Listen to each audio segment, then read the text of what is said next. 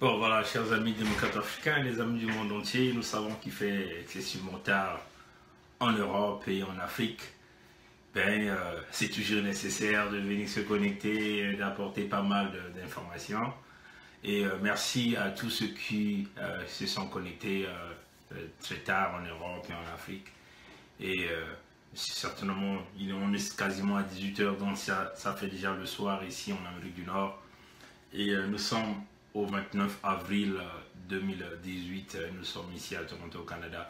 Rapidement, nous allons apporter une clarification dans cette confusion que nous avons dû avoir sur les médias sociaux en ce qui concerne les dépenses militaires du Congo-Brazzaville. Parce qu'un certain nombre de Congolais qui ont confondu la publication faite par la fondation Mo Ibrahim. Qui est Mo Ibrahim d'ailleurs? Il faut que les gens sachent, hein, parce que ça, on peut dire que c'est un homme d'affaires, je crois, soudanais. Hein, qui a fait beaucoup de la richesse dans les domaines technologiques et qui est devenu l'icône d'Afrique. Si vous voyez dans des relations qu'il a pour essayer de pouvoir aider à faire revenir la démocratie en Afrique, éventuellement aider la jeunesse africaine, cette jeunesse qui est en train de se faire massacrer. Certains se font massacrer sur le chemin de la Libye. Il y a aussi ceux-là qui arrivent à perdre leur vie en cherchant des voies et moyens. Mo Ibrahim, c'est cet homme qui s'est donc levé pour encourager tous les chefs d'État, ceux-là qui appliquent les lois démocratiques dans leurs États. Mo Ibrahim, c'est aussi une fondation qui prône les valeurs de liberté, la liberté de la presse, les valeurs démocratiques, les valeurs de paix. Voilà, donc déjà vous avez vu à Kigali hier, sa fondation a remis un prix à l'ancienne présidente du Libéria, Madame Johnson, pour reconnaître ses valeurs, sa contribution dans la paix au Libéria. Il faut savoir qu'elle est venue, elle a fait 2 mandats et elle a terminé ses mandats, elle respecte la Constitution, elle se décide de partir au lieu de faire comme font certains dictateurs africains, ceux-là qui se cantonnent au pouvoir en changeant des constitutions. Donc voilà, donc Mo Ibrahim, c'est aussi ce monsieur. Une fois nous avons eu à faire passer un extrait de vidéo dans laquelle il explique la situation actuelle de l'Afrique, parce qu'il le dit, l'Afrique est suffisamment riche, mais la population de l'Afrique est suffisamment jeune, mais l'Afrique est dirigée par des vieux autour de 70 ans et qui ne font que changer de constitution. Et Mo Ibrahim l'a dit, avec une population jeune dirigée par des vieux gourous, où est-ce que ces gens-là vont emmener l'Afrique? Est-ce qu'ils vont emmener l'Afrique droit dans une tombe, dans leur tombe? Oui, chers amis. Donc, vous voyez que c'est un homme d'affaires qui pouvait éventuellement s'en foutre éperdument, mais il se décide aujourd'hui de se lancer pour pouvoir essayer de promouvoir l'émancipation de la jeunesse africaine. Donc, la fondation Mo Ibrahim a eu à faire une publication dans laquelle on a classifié les pays africains qui donc ont eu à acheter des armes, les dépenses dans leur système de défense en comparaison par rapport à leur PIB. Donc je crois que si nous avons la chance, nous pouvons, voilà, donc on va donc essayer de tourner la caméra. Voilà. Donc c'est cette classification que la fondation Mo Ibrahim, comme vous allez le voir ici, la fondation Mo Ibrahim est très claire là-dessus dans leur publication, chers amis démocrates africains, peuple du monde entier. On le dit, les chiffres, on le dit, les chiffres de ce classement sur des données datant de 2014 pour la Libye et de 2016 pour les 15 autres pays. Donc on précise encore 2014 pour la Libye et 2016 pour les 15 autres pays. Vous voyez, source, la fondation Mo Ibrahim. Donc pour ceux qui peuvent le lire, ils peuvent le lire là en bas, la fondation Mo Ibrahim. Voilà, donc dans cette classification, vous voyez que dans les pays africains, on dit qui dépense le plus de son PIB pour le secteur de la défense. On a parlé de la Libye avec 7,8% de son PIB. Et le Congo, vous voyez que le Congo, c'est le nôtre, qu'on a bien mis le drapeau vert, jaune, rouge, qu'on parle de 7%. Bon, il y a eu une petite diffusion sur les médias sociaux. Plusieurs Congolais sont embrouillés parce que nous en sommes sûrs qu'il y a eu erreur de frappe, hein, puisqu'il y a un Congolais qui est allé, j'ai pas envie de dire le nom parce qu'il m'a pas donné l'autorisation. Il est allé donc chercher ces informations sur la publication sur le site website de Mo Ibrahim, et là-dedans c'était écrit la République démocratique du Congo avec 7%. Non, chers amis, c'est bien le Congo-Brazzaville. Et nous en sommes sûrs que ça a été certainement une erreur de frappe de la part des rédacteurs, hein, du website de la Fondation Mo Ibrahim. Ce n'est pas la République démocratique du Congo qui utilise les 7% de son PIB dans les achats des équipements chargés de la défense, mais c'est bien le Congo-Brazzaville qui utilise les 7% de son PIB dans les achats de tout ce qui est lié à l'armement, donc à la défense. Il ne s'agit pas de la défense du Congo-Brazzaville, mais de la défense d'un homme, d'une famille. Et nous allons donc vous prouver de quoi nous sommes en train de parler ici, rapidement, en partant dans les données, hein, de Perspective Monde, publication, vous voyez, des sources de données qui viennent du fonds de la Banque mondiale. Voilà, c'est cela, chers amis. Un peuple du monde entier. Comme vous le voyez ici, nous sommes dans Perspective Monde, et là vous aviez l'armement, et vous avez la gouvernance, dépenses militaires, pourcentage du PIB, vous le voyez là. Ben, je vais prendre un petit crayon pour bien le montrer. L'armement, l'armée, vous voyez, gouvernance, dépenses militaires, pourcentage en PIB, vous le voyez. Le pays, c'est la République démocratique du Congo. Donc, la République démocratique du Congo. Pour vérifier de quel pays nous sommes en train de parler, vous pouvez cliquer là-dessus. Vous voyez que notre Congo, il est là. Notre Congo, il est là. Le Congo, Congo-Brazzaville, c'est ça. Ça, c'est la République démocratique du Congo. Vous voyez, chers amis. Et donc, vous le voyez, le pourcentage de son PIB, vous le voyez, nous sommes là en 2016. Hein. Nous sommes là en 2016. Donc, ça, c'est, il faut qu'on approche les images, hein, pour bien montrer aux gens de quoi nous sommes en train de parler. Nous allons nous approcher. Vous voyez, là, nous sommes bien en 2016. Sur ce petit point noir, comme vous le voyez. Ça donne quoi? 1,34%. Donc, la République démocratique du Congo a dépensé 1,34% de son PIB sur les achats de l'arme, sur les achats chargés de tout ce qui est le système de défense. Maintenant, quand vous voyez la publication faite par Mo Ibrahim, on parle du Congo-Brazzaville bien ici. Vous voyez, chers amis. Bon, maintenant, allons-y chercher le Congo-Brazzaville sur cette même courbe. Nous allons simplement cliquer ici. Nous allons aller prendre le Congo-Brazzaville. Et vous voyez le changement tout de suite. Le changement. On prend donc le Congo pour se rassurer. Vous voyez bien le changement. Vous voyez que nous sommes bien au Congo-Brazzaville. Nous sommes, on répète, l'armement, dépenses militaires du PIB. Nous sommes ici au Congo-Brazzaville. Et vous voyez que si nous cliquons sur la courbe, en 2016, nous sommes bien à 7,17% du PIB sur les dépenses liées aux équipements militaires. 7,17% le Congo-Brazzaville. Encore, si nous allons reculer ici, on va aller chercher la République démocratique du Congo. On va cliquer la République démocratique. Vous voyez bien que la courbe change tout de suite. Et là, nous venons, nous sommes en 2016, on se rapproche. En 2016, vous voyez que c'est 1,34%. Et nous sommes là, c'est la courbe verticale. Vous voyez, donc ça c'est l'axe des ordonnées. C'est bien le pourcentage, dépenses militaires, pourcentage du PIB en République démocratique du Congo.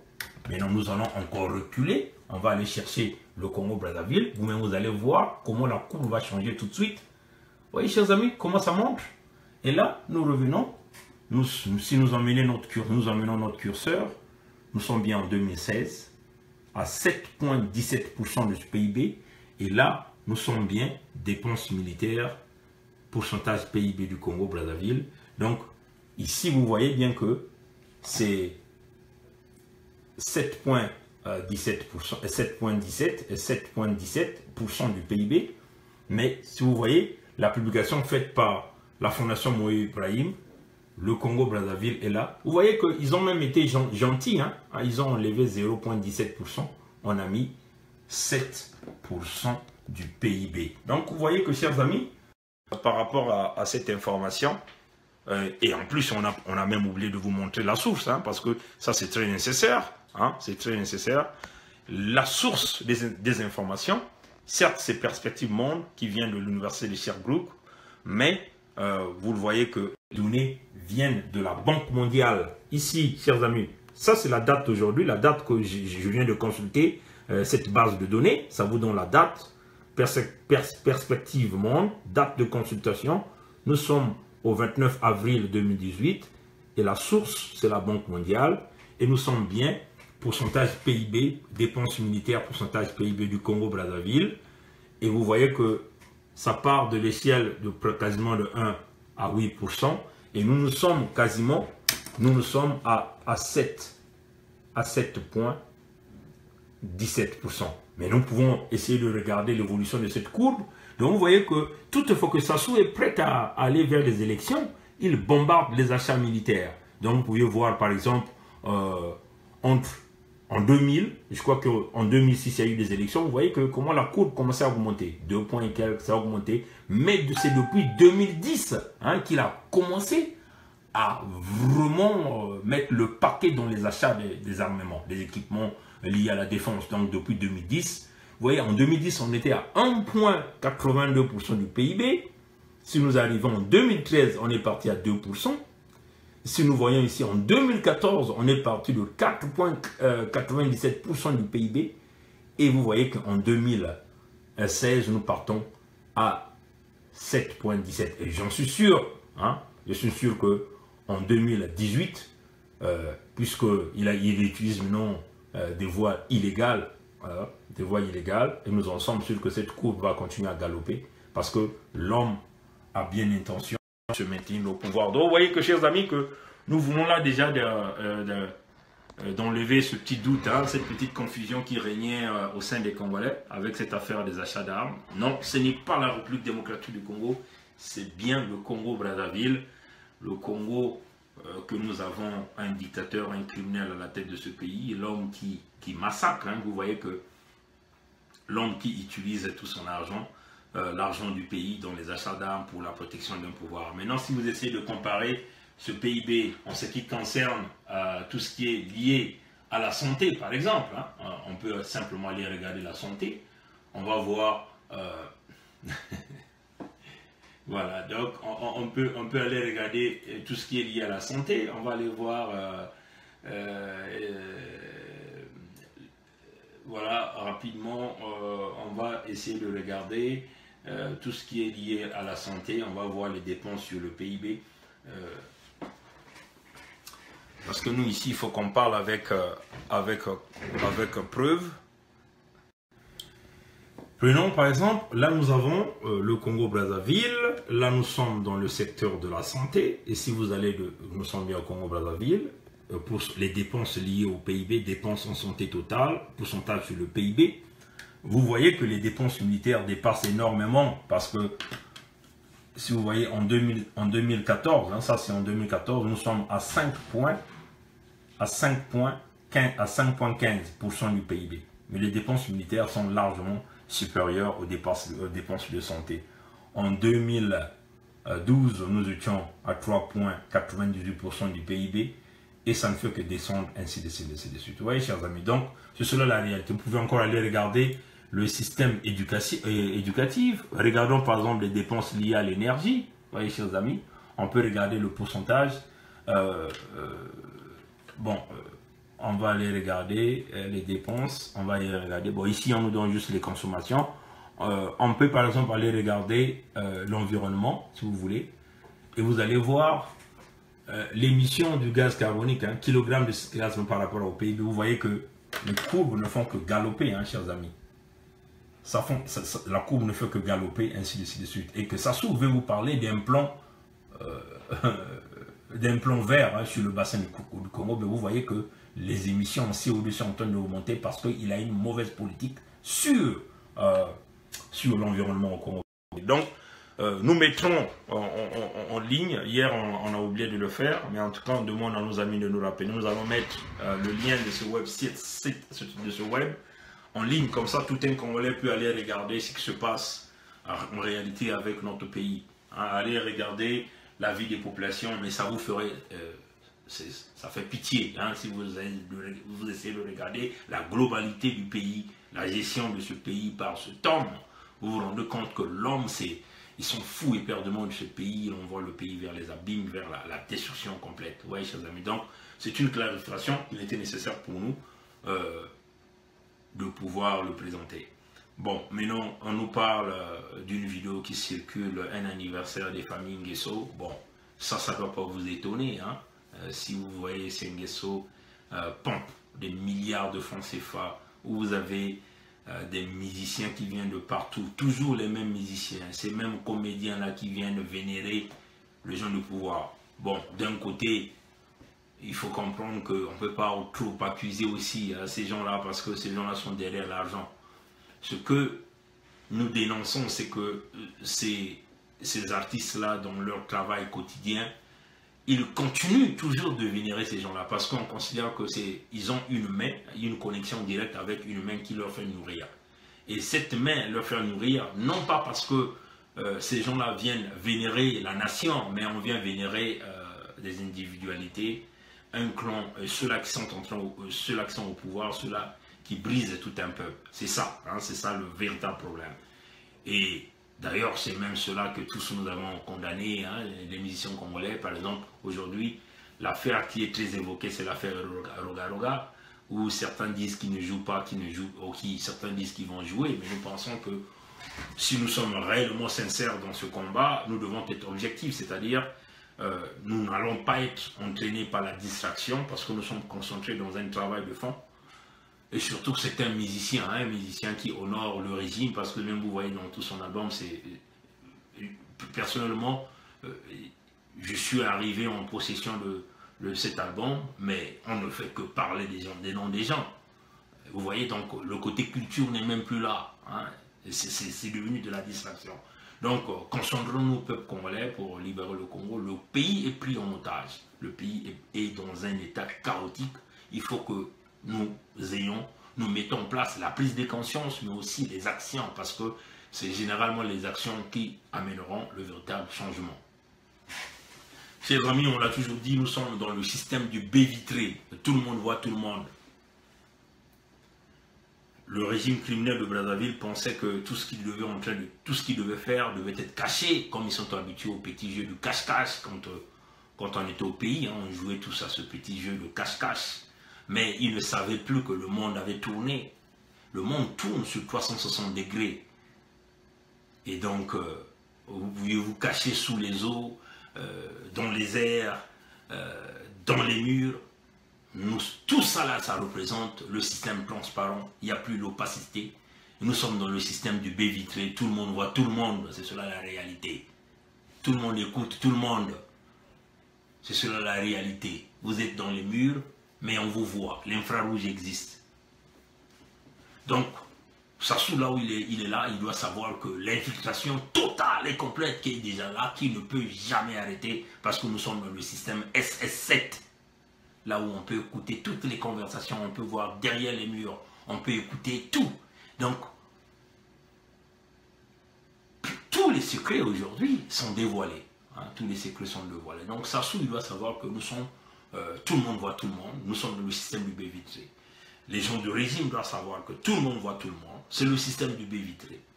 Ce qu'ils font aujourd'hui vont le retourner, parce que c'est cela la loi de la nature, la loi du karma, pour ceux qui le savent. Ce que vous faites va vous retourner. C'est cela la réalité. Ça va prendre du temps, certainement. Mais le jour où ça vous retournera, vous ne saurez pas. Ça va être une surprise. Donc de la même façon que ça soit assassiné les Marengwabi, les Massamba Deba, les Kimboyankala, les Kimboyalankaya, les Kikadidi, ça va lui retourner. C'est cela la réalité. Sassou qui ne pense pas qu'il va mourir avec les honneurs, on va l'enterrer comme ça là. Non. L'argent qu'il a caché sous la tombe de Poro, tout ça là, ça sera détruit. C'est cela la réalité. Et encore, on lui dit, Hein, le monde est en train de tourner.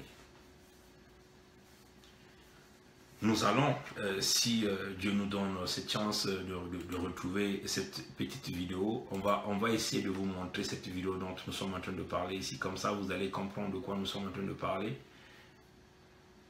Nous sommes en train de dire, est-ce que cette vidéo est... on va essayer rapidement de regarder, chers amis, si on est capable de pouvoir le retrouver. Comme ça, tout le monde va remarquer une parole que nous avons trouvée qui était très utile. Vous voyez, c'est éventuellement, nous voulons vous montrer un petit extrait de la vidéo de Mo Ibrahim et Paul Kagame. Oh voilà, on l'a retrouvé, ça c'est très bien, ça c'est très bien. C'est très encourageant. Voilà, donc on va vous le montrer. On va vous le montrer. Comme ça, vous allez voir de quoi nous sommes en train de parler. Ah, chers amis. On va vous dire que le monde est en train de changer à une vitesse grand V. Et nous en sommes convaincus. La vidéo est en anglais, mais nous allons traduire rapidement. C'est une vidéo de je crois de 1 minute. Nous allons traduire. Vous allez comprendre comment le monde est en train de changer. Et tout ce que nous avons prédit est en réalité est en train de se réaliser. Rapidement, simplement, nous allons essayer d'ajuster la caméra et nous allons donc essayer de jouer cette vidéo. Et nous allons traduire. Mais de toutes les façons, il y a des écrits en français qui sont là, mais on va juste simplement traduire à la fin. Congo's problems are not just Congo's problems. They affect us as well, as neighbors. Congo has 9 neighbors. Each one of us is affected by what happens in the Congo. Bon voilà, donc rapidement, je vais dire, ça c'est le président Kagame qui l'a dit, les problèmes en République démocratique du Congo est en train d'affecter tous les pays environnants. Tous les pays environnants. Donc, la République démocratique du Congo a 9 pays voisins. Donc, les problèmes du Congo est aussi en train d'affecter les pays dans les pays environnants de la République démocratique du Congo. Voilà, donc nous allons continuer la vidéo et nous allons continuer d'écouter. Some more than others, but everybody is affected. So that's why, naturally, neighbors have legitimacy to do something or say something about it. Bon voilà, donc là le président a dit tous les pays autour de la République démocratique du Congo se sont simplement décidés de faire quelque chose pour régler le problème de la République démocratique du Congo. Parce que ces problèmes sont en train d'affecter tout un chacun d'eux. Donc tous ces pays ont décidé de définitivement régler le problème de la République démocratique du Congo. Écoutez bien ça, chers compatriotes, et suivez bien cette vidéo. Voilà, nous allons continuer. Le suivre, c'est que le président Kagame est en train de dire. Voilà. And if we can figure out as neighbors how to help the transition in the Congo to happen without affecting us or affecting them so badly, then that... Bon, voilà. Donc là, le président Kagame qui dit les pays voisins se sont simplement décidés d'assister la République démocratique du Congo, d'assurer une bonne transition, de telle sorte que cette transition ne puisse pas affecter la République démocratique du Congo, ne puisse pas réellement les affecter gravement, et aussi ne puisse pas affecter les pays de la sous-région gravement. Vous voyez? Donc, ils se sont décidés d'assister, de faire quelque chose pour que la transition puisse réussir en République démocratique du Congo. Comprenez bien ça, chers compatriotes. Et nous allons regarder. Voilà, nous allons continuer. That's what we should be. I think we have one of the major opponents of Kabila here. Bon, voilà. Donc, le monsieur qui parle avec le président Kagame, c'est lui, monsieur Mo Ibrahim. l'homme que nous avons présenté tout à l'heure là. Et il dit, je crois que nous avons quelqu'un qui est un des opposants de Laurent Désiré Kabila, qui est ici dans la salle. Écoutons et regardons ce qui va se passer. Bon, voilà. Et nous allons continuer. Supposed to be main supporter, main candidate for where is Katumbi? Bon, voilà. Donc, Ibrahim appelle qui? Moïse Katumbi. Pendant qu'ils sont en entretien, hein, télévisé, beaucoup d'invités, tous les invités sont là. Et nous allons écouter ce que Moïse Ibrahim dit. Moïse Ibrahim dit, il y a un des opposants de Kabila qui est là, et dans la salle, il dit, où est donc Moïse Katumbi? Il appelle donc Moïse Katumbi. Nous allons écouter ce que M. Moïse Ibrahim va dire. Nous allons continuer de jouer cette vidéo. Voilà. Ok. You are not allowed to go back to the country. Bon, voilà. Donc, Moïse Ibrahim lui dit, pose la question au public, il dit, ben, tu n'es pas permis de repartir dans ton pays. C'est comme un peu Sassou nous empêche tous de repartir au Congo. Et donc, Mo Ibrahim lui pose la question, mais tu n'es pas, tu es interdit de repartir dans ton pays. Et nous allons écouter tout ce que M. Moïse Ibrahim va continuer à dire. Voilà. Maintenant, regardez le geste du président Kagame. Regardez le visage de Kagame. Regardez la position que Kagame a eu à prendre. Kagame ne peut rien. Parce que cet homme que vous voyez, Moïse Ibrahim, est plus puissant que Kagame que vous voyez là. Par ses relations, ses lobbying, ses connexions à travers le monde, cet homme que vous voyez est plus puissant que celui-là. Il est obligé de se rabaisser. Et là où il est là, il sait que le sort de son poulain Kabila est déjà scellé. Et donc, il est obligé de faire le mea culpa parce qu'il ne peut pas. Si vous essayez de regarder, c'est lui qui conduit le débat. Et lui, il est obligé de s'agenouiller parce que la décision est déjà faite sur son poulain Kabila. Regardez là, la posture du président Kagame. Regardez l'homme. Il se sent en position de force. Et nous allons continuer de regarder et nous allons écouter ce qu'ils vont dire. Correct. Bon, voilà. Donc, il dit, tu es interdit de repartir dans ton pays, n'est-ce pas? Est-ce que c'est correct? Vous avez entendu la voix de M. Katumbi? Il a dit, oui, c'est correct. On va continuer d'écouter. Nous allons traduire. Je vais laisser un peu faire jouer cette section et nous allons traduire après. Okay. And do you have anything to add what the president said? I mean, is there any hope for a reasonable election in your country? Bon, voilà. Donc, Mo dit, est-ce que tu as quelque chose d'autre à ajouter par rapport à ce que le président Kagame venait de dire, par rapport à ce qui se passe dans ton pays, par rapport aux relations, à tes inquiétudes? Est-ce que tu as quelque chose d'autre à ajouter? Et nous allons écouter ce que Moïse Katumbi va dire. I think I don't have anything to add at the moment. I think the president has said everything. Bon, voilà. Donc, il dit la sagesse de Katumbi. Il dit non, je n'ai plus rien à ajouter. Le président a déjà tout dit. Le président Kagame a déjà tout dit. Vous voyez la sagesse. La sagesse de l'homme. Et nous allons continuer d'écouter la conversation et nous allons voir. Ok. It's gonna be a good politician, this guy. Bon, donc vous avez ce que M. Moïse Ibrahim a dit. Il dit que Moïse Katumbi sera un très bon politicien. Et donc par rapport à la réponse sage qu'il a donnée, et donc comme on dit, il a fait un petit joke, hein, donc une petite blague, sachant déjà que c'est lui le prochain président, et donc il dit il va être, il sera un bon politicien. Vous voyez, donc on va essayer de continuer d'écouter, et puis on va voir. Right. I can go on all night. There's so many issues to discuss, but I think we need to open it to people also who want to ask. Bon, voilà. Donc voilà. Ça c'est la section de la vidéo que nous avons reçue et la vidéo s'est terminée par là. Bon, voilà. Donc, Mo Ibrahim, c'est comme on l'a dit, c'est quelqu'un qui est en train de lutter pour que l'Afrique puisse regagner sa place.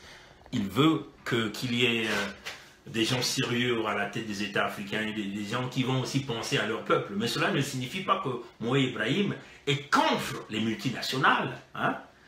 C'est-à-dire, pour Mo Ibrahim, avec le minimum que nous pouvons recevoir de la coopération bilatérale, qui nous lie avec un certain nombre de compagnies, la coopération directe, peuvent réellement aider à assister les pays africains. Hein, mais la différence, c'est que tout ce que l'Afrique gagne aujourd'hui est simplement volé par ceux qui sont à la tête des États. Et leurs parents s'enrichissent.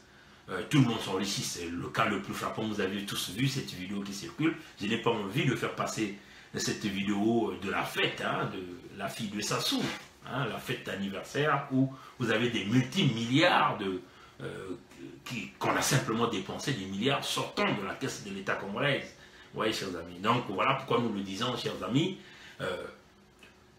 Tout le monde sait que dans la sous-région, il y a des reptiliens de la mauvaise espèce. Sassou est un reptilien de la mauvaise espèce. Il est dans la ligne de mire, il va sauter.